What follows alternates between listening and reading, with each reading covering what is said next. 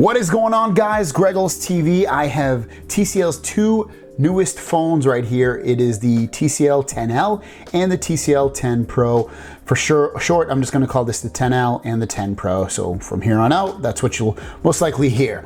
Now, this phone right here, the 10L, goes for $250 and the 10 Pro goes for $450. So price-wise, $200 difference, and we'll go through it and see if is it $200 worth more than this one. First of all, let's look at the displays that we have here. So the 10L has a 6.53-inch Full HD Plus display, and the display itself is called a Dotch display. It's their version of, basically, it looks like an LCD display to me, so that's probably what it is.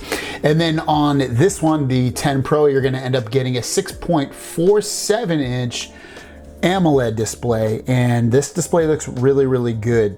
Out of these two displays, and this is curved, this is flat, but just brightness levels, and I don't even know if you can tell based off this video, you probably can't, but the 10 Pro is much brighter than the 10L, especially when you bring these outdoors. The 10 Pro definitely is easier to see. Now, when I said this is flat and this is curved, that is something that people might not like or like, depending upon it. Now, just using it day-to-day usage, I do like the flatter display better. It just seems like it gives more real estate. And with a curved display like the 10 Pro, it is easier to hold.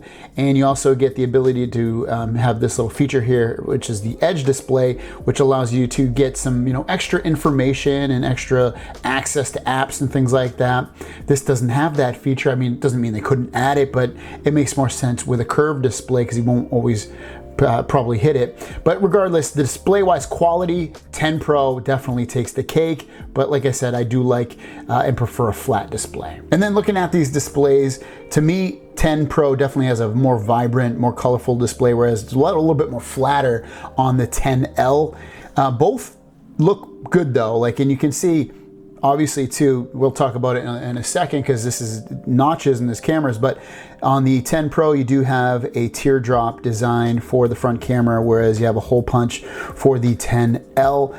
Personally, both of them are, they don't really bother me, but if I had to choose, I'd probably choose the hole punch, and especially all the way over to the top left, even though it's on the bottom left here, but the top left when you're holding it straight up, I think it hides it a little bit better. The bezel is also a little bit bigger on the 10L versus the 10 Pro.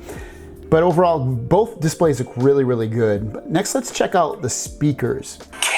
So there you guys go, Note 20, 1080p plus, Note 20 plus, 2K plus, both at 100. That was the 10L, and it only has a mono speaker, and the 10 Pro only has a mono speaker as well. Let's listen to that one now. A plus, both at 120 hertz regardless. Thanks for watching. Don't forget to subscribe. New video 120 hertz regardless. Thanks for watching. Don't forget to subscribe. New videos every single day. What do you guys think about? So I think speaker-wise, they're both quite similar. I would give the edge to the 10 Pro. It does sound a little bit more full, slightly more clearer. So speaker, I would give it, for the win, I'd give it to the 10 Pro. We already talked about it a second ago, but this is just to look at the camera cutouts again for both the phones. Again, I prefer it on the 10L the way they have it versus the 10 Pro, but they're both quite similar. Button layout is exactly the same. On the right-hand side of both these phones, you're going to get a power and volume up and down. On the other side of the phone, this is where you're going to get a smart button, and you can program this button to do whatever you want. It's on the left-hand side. There's only one button on the left-hand side, and again, it allows you to, for instance, I have mine set up a certain way. So let me show you that real quick. When I press it once, it turns my flashlight on. When I press it twice, it takes a screenshot, and when I press and hold it, it brings up multitasking so I can run two apps at once on the screen. And remember, you can do that to do anything that you want. As for the camera layout, the 10L has a camera that stands out and sticks out a little bit more, at least a lot more, where it's flush on the 10 Pro, which is always cool. Literally all flush. The other part of this, aluminum backing versus plastic backing on the 10L. Quality-wise, I would definitely give it to the 10 Pro, it just feels better, more premium in your hand. Both look cool, both feel good in your hand, don't get me wrong, but just quality-wise, I would definitely give it to the 10 Pro. Cameras are slightly different, and we'll go into that when we go over the camera parts, but like in terms of megapixels and features and things like that. Both of them have headphone jacks, which is a total rarity nowadays. Headphone jack and then headphone jack. The other difference on the 10 Pro has an IR blaster, so you can control your TV, you can control your air conditioner that goes in the window, your fans, things like that. You can do that with the 10 Pro. You cannot do that on the 10L. In terms of performance, the 10 Pro has a Snapdragon 675 and the 10L has a Snapdragon 665. So day-to-day usage, the 10 Pro does feel snappier, definitely, but the 10L still feels pretty snappy as well, just not as snappy as what you get with the 10 Pro. I mean, just, again, it's not a huge difference in terms of that stuff, but there is a difference. You can definitely tell if you play with these long enough. Gaming, neither of them is really a gaming powerhouse. I downloaded the Fortnite game for the 10 Pro. I was able to play it on low settings at 30 frames per second. I can't download that on, at least from the Google Play Store, I can't download it on the 10L. It just isn't available because it probably doesn't meet the spec requirements, but I was playing PUBG, and again, that played it on a low level as well, but you can definitely play it, definitely see everything.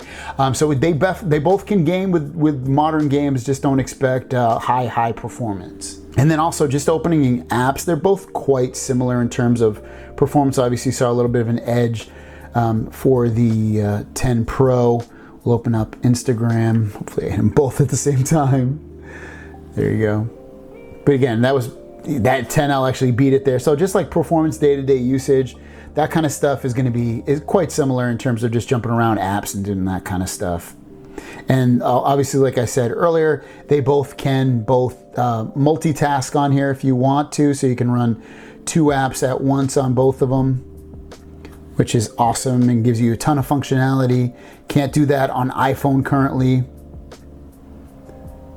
Let me open up another app here. So you can see, 2 things at once on here. Very cool, very easy. It's the same way that you do it, and you can choose different apps or make one bigger or click out of it, whatever. So all that stuff works great on both of these phones. Next, let's talk about batteries and charging. So Quick Charge 3.0 does come with the TCL 10 Pro. With the 10L, you do not get quick charging. Battery sizes, 4,500 milliamps with the 10 Pro, 4,000 milliamps on the 10L. Day-to-day usage though, battery, you're gonna notice quite similar performance. So, I don't know, I didn't notice any huge differences. One thing you do notice, I forgot to mention this on the displays, you get always on display with the 10 Pro. You do not get it on the 10L, so that's why you can see this little clock and stuff here.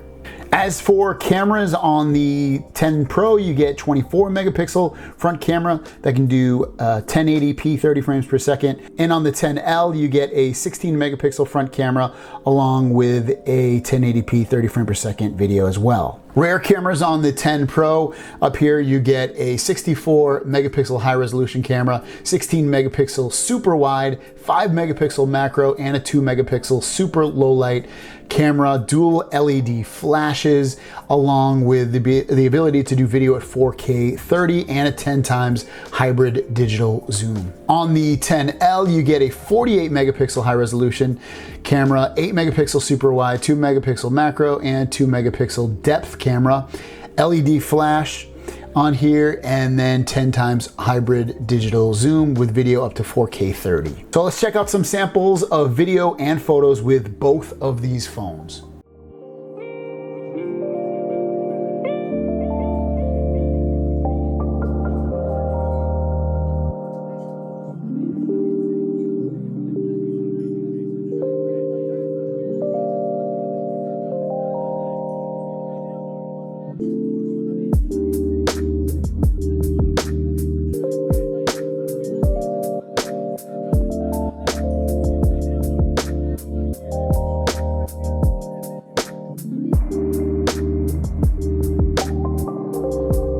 right, so we're currently using the camera and the microphone on the TCL 10L. Remember, this is the $250 edition of the phone. This is how it looks. This is how it sounds. 1080p, 30 frames per second. Front camera. Let's jump over to the TCL 10 Pro using the front camera. Again, 1080p, 30 frames per second.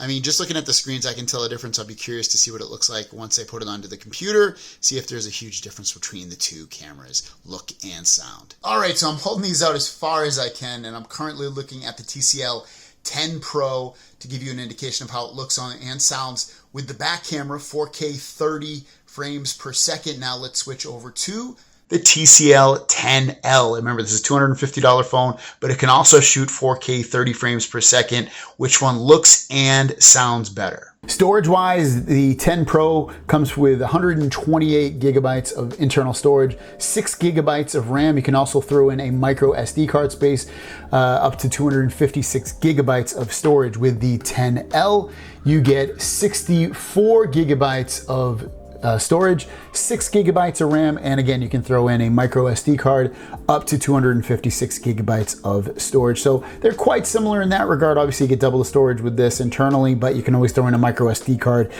to suffice yourself in those hard times where you want to save your photos, videos, and things like that. Next, let's talk about unlocking the phone. So to unlock the phone, they both have fingerprint sensors. They both have face unlock. Let's talk about face unlock first because I feel like they're both quite similar. And I'll show you how quick it unlocks with the display. There you guys go. Very, very quickly. Oh, they didn't see my face. There you go. And again, it just feels exactly the same on both of these phones, unlocking it with your face. It's very, very good. I would assume it's the same exact sensor. It's very, very quick. So I would give it a tie with that one. Fingerprint sensor wise, I probably would give it to the 10L. It feels a little bit more accurate, a little bit more reliable. It just seems to get it more often, whereas the fingerprint sensors that are underneath the display, they just, I don't know. Like I got it really quick there, but a lot of the time it just, yes, I didn't get it. I don't know. It just, I don't love it. And I've added my fingerprint twice, so I'm not a huge fan of it underneath the display. So fingerprint winner, I'm gonna give it to the 10L. Software experience, you're getting the same software experience on both of these phones. They have the same launcher, the same settings for the launcher. You know, you're not gonna notice any big differences there.